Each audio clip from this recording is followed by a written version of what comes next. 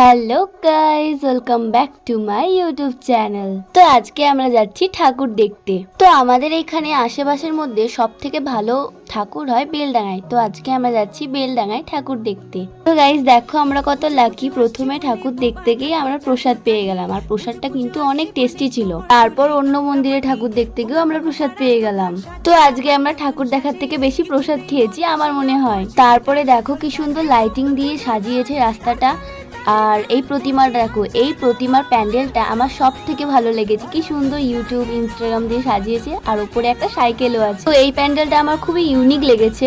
তারপরে এই প্যান্ডেলের পাশে একটা স্ট্যাচু করেছিল কি সুন্দর ছবি তোলার জন্য। মেনলি যে ঠাকুরটা দেখার জন্য আমরা এসেছিলাম হরিমতির কাছে অসীম পালের এই বিখ্যাত ঠাকুর দেখতে। তো গাইস, অসীম পাল হচ্ছে একজন বিখ্যাত শিল্পী, ওনার হাতের এই ঠাকুরটা তৈরি। তো তোমাদের কেমন লাগলো এই ঠাকুরটা আমাকে কমেন্টে জানিও। পার্ট 2 ভিডিওর জন্য অপেক্ষা থেকো। বাই।